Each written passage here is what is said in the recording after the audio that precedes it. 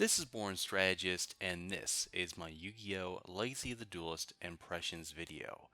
Now, the reason why I decided to go ahead and do a video about this is because, well, there's not very many games I'm interested in covering right now. However, there are a couple of them, so I will do a couple of impression videos. This being one of them. Now, first off, I'm not a big fan of the Yu-Gi-Oh! Card game. I used to play it a couple years ago, scratched that probably about a decade ago, and I liked it for what it was. It was something different. It was something unique, and it stood out, and it was something that was a little bit different from the traditional first-person or third-person shooters that we probably commonly play. But I obviously dropped off of it because it's a pay-to-win game, and I'm not a big fan of pay-to-win games. With that said, it's still a fun game to play if you like card games. Now, I'm not a big fan of card games in general, but I did kind of gravitate towards this game, and I enjoyed it. Now, for that very reason, I decided to go ahead and get Yu-Gi-Oh! Legacy of the Duelist. And there's probably some questions that people have in regards to the game. How does it work? How is it any different from the previous versions? And whether or not it's worth buying. And I'm going to go ahead and try to answer some of those questions right here and right now. With that said, how is the game? Well, if you played some of the previous iterations of these Yu-Gi-Oh games, you would notice that they're very similar in how they handle. Granted, the Legacy of the Duelist game has made some vast improvements in terms of how many cards they actually have, and they refined the system and the mechanics and so forth. But you're not going to notice any huge dramatic changes. But there is enough to warrant a purchase, especially if you can get it on sale like I did. And I think it's a pretty good deal. I've definitely enjoyed it. It's a nice change of pace if you're trying to get away from the shooters that, usually dominate the American market. With that said, how is the game itself? Does it function well enough? Is it fun enough? Well, like I said before, that's subjective. That's entirely up to you. It's still a fun game, and the one thing I actually like about these digital versions of the Yu-Gi-Oh card game is that it does everything for you in terms of life point calculation. It resolves effects. It does the chaining, so you don't have to worry about someone saying, "Well, I told you I was going to start my battle phase, but I didn't start my battle phase." Bullshit. Okay, and that's one of the main reasons why I actually kind of prefer the digital versions more so than the actual card game. Not only that, it's obviously less expensive than the real life game, considering that you have to buy all the individual cards, whether it be from a pack or a structure deck or whatever. So that's great. And the one thing that I liked a lot too is that if you don't want to actually drive to a card shop or to a tournament or whatever, you don't have to, because you could play a friend online or play randoms online or just practice a deck strategy against maybe a, semi decent non-playable character, some AI controlled enemy. And that's great. So you don't have to actually, be hassled and leave your house and go somewhere you don't want to go just so you can go ahead and test out a deck. So that's awesome.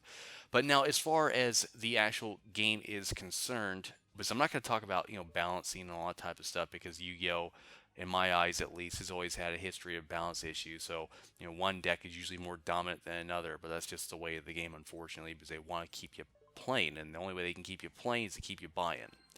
Now, aside from that, is the game itself is actually pretty enjoyable. The one thing I noticed though they don't have in Yu-Gi-Oh! Legacy the Duelist, unless I have to unlock it or I missed it for some odd reason, they don't seem to have tag duels, which they did have on the 360 and PS3 versions. And that's unfortunate, because if you like doing tag duels, they don't necessarily have that here anymore. And that, to say the least, is unfortunate. But nonetheless, they do have everything else. The card numbers have greatly increased. Now, how do you get cards? Because that was one of the most annoying things on the 360 and PS3 version. And the thing is that it was a good game, but acquiring cards was, to say the least, a pain in the ass. This time around, it's not that difficult. So basically, you acquire cards in a way that you accumulate points depending on how many games you win or how many games you lose. Doesn't matter, you'll get something. And then you turn those points in via the card shop. And each pack, the normal card packs, cost around 400 points. Scratch that, they are 400 points, which is really good considering that you get 8 cards per pack. Now, It's a good system, but just like the previous digital versions of the game, and just like in reality, every time you open up a card pack, you may get a copy of a card you probably don't want or already have. As a matter of fact, even if you get 3 copies of a card, you're still going to get the same card over and over and over again. Simply put, the process of elimination does not exist in Yu-Gi-Oh! But aside from that, the gameplay is smooth. I haven't really gotten an opportunity to play too much online as of this point in time, but for the most part, it handles the way you'd expect it to. So if you played some of the other digital versions of Yu-Gi-Oh!, rest assured it'll behave in the same way. But like I said before, they don't have tag duels, so for those of you that enjoyed teaming up with a friend to go up against a bunch of randoms or whoever, you're probably going to miss out on that, and that is unfortunate. Granted, a lot of the cards in the game, in the actual card game, do exist in the digital version. Now, granted, they still pull that paywall bullshit, meaning that if you want a certain card, you're going to have to go ahead and pay for it, which is $5 if you want to get one of the DLC packs, which comes with a couple of, campaign missions or duels, and that's about it. Plus, the cards that you'll get from that pack. Now, another thing is that Konami conveniently goes out of their way to make sure they don't tell you what's in the packs. So if you open up a Cyrus Truesdale pack, for example, then obviously you're going to go ahead and get his Royd cards or his brother Zane's Cyber Dragons or whatever, and then maybe a couple other cards from another pack, and that's just how it works. If you open up, like, let's say My Valentine, then you'll probably get, Forbidden Chalice or Harpy cards or Amazon cards or something like that. So that's just the way it works. They can't, make a whole bunch of individual character packs because then they would, eliminate or lessen the chances of you getting particular cards, specifically ones you probably didn't want. And that'll make things easier for you, but let's face it, they don't want to make it easy for you. They want you to keep playing, and if you don't get the cards that you want from those particular packs, then it may incentivize a purchase in the Xbox store or the PlayStation store. Now, if you're a person that's played some of the older iterations of the digital Yu-Gi-Oh games, then you probably played some of the handheld ones, such as the ones on the Nintendo DS or the PSP. And if you played on the PSP, you'll notice that they had a lot more animations as far as like the monsters are concerned. And that's something they don't really have here. And that's unfortunate because that would have been so cool, especially on these current gen platforms, because they definitely have the processing power to perform those little animations. But they decided not to go ahead and include it in here because, let's face it, that'd be just too much work. And that would give you too much value for your dollar.